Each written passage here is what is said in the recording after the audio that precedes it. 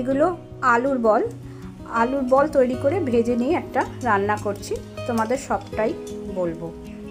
আলু সিদ্ধ করে কর্নফ্লাওয়ার দিয়ে, ঠান্ডা হওয়ার পরে কর্নফ্লাওয়ার দিয়ে আর একটু সামান্য লবণ দিয়ে আর কাঁচা লঙ্কা কুচি বা কাঁচা লঙ্কা বাটা দিয়ে আলুর বলগুলো তৈরি করে নিতে হবে। কতটা কর্নফ্লাওয়ার দেবে, যতটা মাখলে আলুর বলগুলো খুব সুন্দর একটা শেপ আসে সেরমভাবেই মেখে নিতে হবে।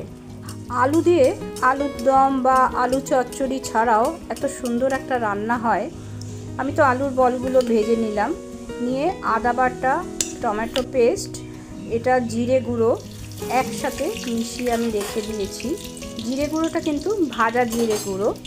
এবারে সাদা তেলে আলুর বল ভেজেছি, সেই সাদা তেলেই শুকনো লঙ্কা, জিরে ফোড়ন আর তেজপাতা ফোড়ন দিয়ে আমি সেই মিশিয়ে রাখা মশলাটা দিয়ে দিলাম। এবার একে একে দিচ্ছি কাজুর গুঁড়ো, চারমগজ গুঁড়ো আর পোস্তর গুঁড়ো।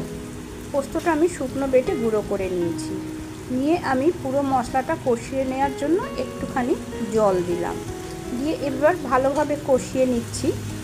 এবারে আমি একটু চিনি আর লবণ দিয়ে দেব।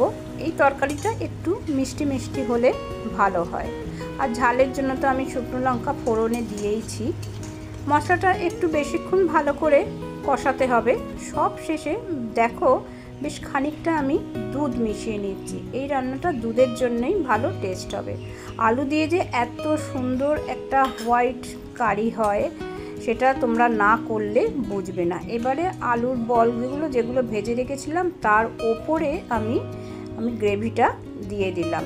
আলুর বলগুলো দিয়ে ফোটালে আলুর বলগুলো ভেঙে ভ্যাদভ্যাদে হয়ে যাবে। এরমভাবে রেখে দিয়ে চাপা দিয়ে রাখলে কিন্তু একদম ঠিকঠাক। ভালো লাগলো কি না জানিও। তাহলে ভিডিওটা শেষ করলাম। সবাই ভালো থেকো, ধন্যবাদ।